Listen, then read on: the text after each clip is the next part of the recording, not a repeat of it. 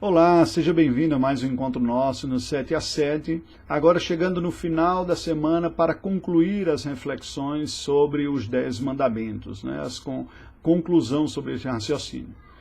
À medida que nós fomos caminhando nessas 3 semanas, no exame, no estudo de cada um dos mandamentos, o resumo da lei moral, nós fomos percebendo a profundidade, a seriedade de como a lei de Deus revela para nós mesmos as nossas lutas espirituais.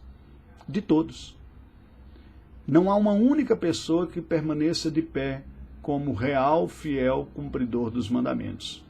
E é aqui precisamente que ganha a relevância da pergunta e da resposta de número 82 do Breve Catecismo de Westminster, que nos dizem o seguinte: será alguém capaz de guardar perfeitamente os mandamentos de Deus? A pergunta pode se revestir de uma certa redundância, porque guardar para que seja considerado digno é guardar perfeitamente. Para que alguém seja transgressor da lei, basta transgredir um único ponto. Um transgressor é o que transgrede um ponto. Quem transgride um ponto se torna transgressor. Quem transgride mais pontos se torna transgressor de vários pontos, mas todos são transgressores. E é neste sentido que a resposta é muito relevante. Olha o que nos diz. Nenhum mero homem, desde a queda, é capaz, nesta vida, de guardar perfeitamente os mandamentos de Deus. Ao contrário, diariamente os quebra, por pensamentos, palavras e obras. E por obras nós podemos colocar também a omissão, porque a omissão é uma obra fugida, né? É uma decisão de não fazer, portanto, é o fazer o não fazimento. E veja que aqui o Catecismo de Westminster trabalha com uma relevância muito grande, é a maneira como a Bíblia, a palavra de Deus, a teologia bíblica descreve esta realidade. Alguém é capaz de cumprir os mandamentos? Qual é a sua referência? Se a referência é Deus e os seus santos mandamentos em todos os aspectos, como nós vimos aqui, cada um deles, naquilo que ordena, naquilo que proíbe, desde a motivação do coração, desde quando há briga dentro do coração até a execução, pelas palavras, pelos pensamentos, qual é a nossa conclusão? Nenhum mero homem, nenhum ser humano normal nesta vida, sob os efeitos do pecado, que estamos todos, é capaz de cumpri-lo. A palavra de Deus nos diz em 1 aos Reis, primeiro livro dos Reis, ou primeiro livro dos Reis, capítulo 8, versículo 46. Quando pecarem contra ti, pois não há homem que não peque, e tu te indignares contra eles, e os entregares às mãos do inimigo, a fim de que os leve cativos à terra inimiga, longe ou perto esteja, Salomão fazendo oração por ocasião da consagração do templo. Detalhe para a afirmação dele, pois não há homem que não peque. O critério para definir o pecado nós já vimos, é a transgressão da lei, não é a opinião, não é a aceitação. Muitos pecados são socialmente aceitáveis e muitos pecados não são considerados pecados até mesmo por religiosos. Mas diante de Deus, qualquer transgressão, desobediência da sua lei é pecado.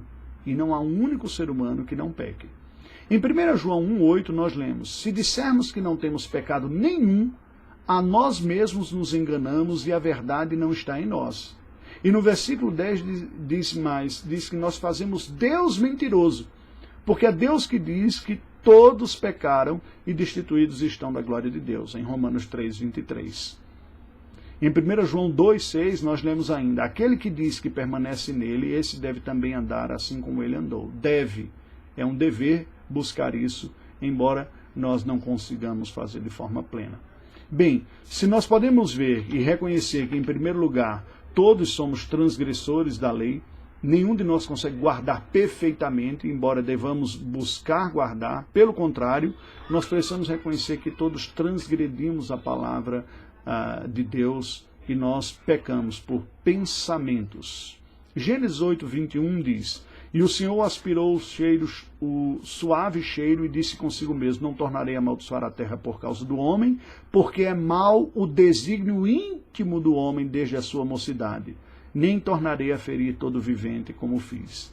O Senhor, ao dizer que não mais acabarei com a vida humana pelo dilúvio, afirma essa sentença, que é mau o desígnio íntimo do homem. Ou seja, Você pode se controlar e não cometer um pecado com os seus membros, executar um pecado como uma ação. Você pode se controlar um pouco e não executar o pecado com palavras, falar coisas indevidas. Ainda que os homens não vejam o seu coração, não vejam as suas obras, não ouçam as suas palavras, nenhum de nós consegue ficar isento do pecado desde o coração. O desígnio maligno ainda está dentro de nós. Mesmo os regenerados, quem tem um novo coração, ainda tem essa natureza que contamina, e pecamos por pensamentos. Foi isso que o Senhor Jesus disse: olha, não trate a lei de uma forma superficial. Vocês pegam literalmente dizendo, não adulterarás, não matarás, mas se você em seu coração abrigou o adultério, você o cometeu no desejo, na satisfação interna. Se você odeia, você está intencionalmente matando aquela pessoa. Mas não são apenas pensamentos, nós pecamos também por palavras. Tiago é explícito ao dizer, no capítulo 3, versículo 8, a língua, porém, nenhum dos homens é capaz de domar, nenhum. É mal incontido, carregado de veneno mortífero. Nós não estamos todos entregues no mesmo nível, mas nenhum de nós tem as suas palavras absolutamente santificadas. Porque mesmo pessoas que domam e não dizem palavras chulas, podem fazer uso de palavras piedosas e justas com outras intenções, e assim se peca com armadilhas. Vejamos os religiosos dos dias de Cristo Jesus. Não pecavam com palavras chulas, mas em várias ocasiões puseram Jesus à prova e até que levaram a sua condenação usando palavras justas. E por fim, por ações. Em Tiago 3,2 nós lemos, porque todos tropeçamos em muitas coisas. Se alguém não tropeça no falar, é perfeito varão, capaz de refrear todo o seu corpo, mas nem sempre refreamos o nosso corpo.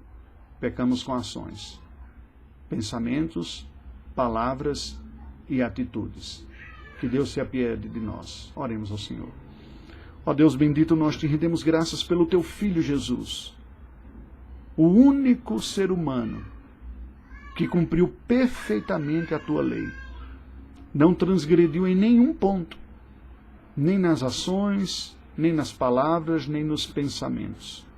Não foi omisso em nada daquilo que era dele requerido, mas cumpriu perfeitamente. E desta forma, conquistou o direito dos benefícios da obediência. Ofereceu-se a si mesmo em sacrifício por transgressores como nós.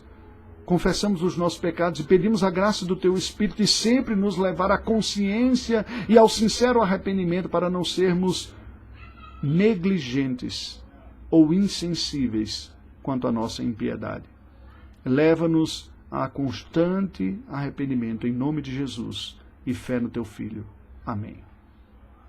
Até amanhã.